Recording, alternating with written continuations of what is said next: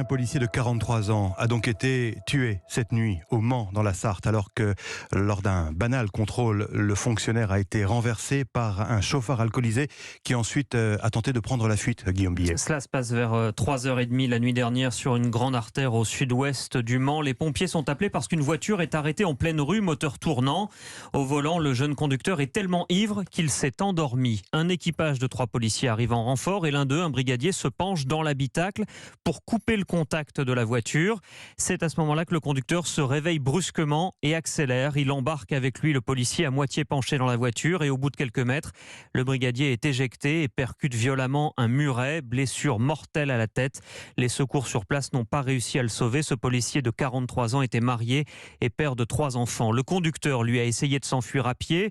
Il a été vite rattrapé et arrêté. D'après nos informations, une première mesure a révélé qu'il avait plus d'1,10 g d'alcool dans le sang. Il est en garde à vue. C'est un homme de 26 ans, déjà condamné 2 fois selon le procureur du Mans. Conduite sous l'emprise de l'alcool, déjà en 2015, et outrage et rébellion il y a 2 ans.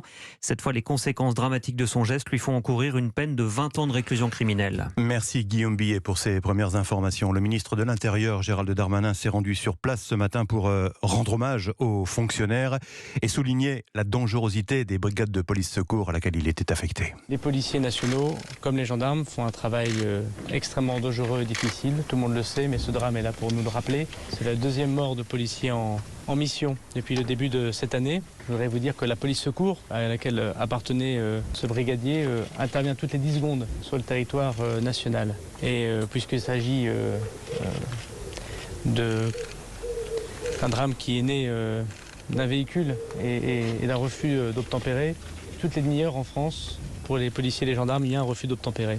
Donc toutes les demi-heures, les policiers et les gendarmes dans notre pays ont le risque de rencontrer la mort.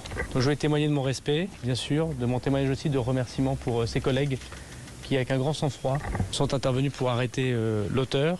Il y a désormais une enquête judiciaire, je ne la commenterai pas, mais je voudrais évidemment dire un mot aux policiers nationaux de France pour leur remercier de tout le travail qu'ils font pour la protection de la population. Gérald Darmanin, le ministre de l'Intérieur, ce matin au Mans, des propos recueillis par Charles Guyard.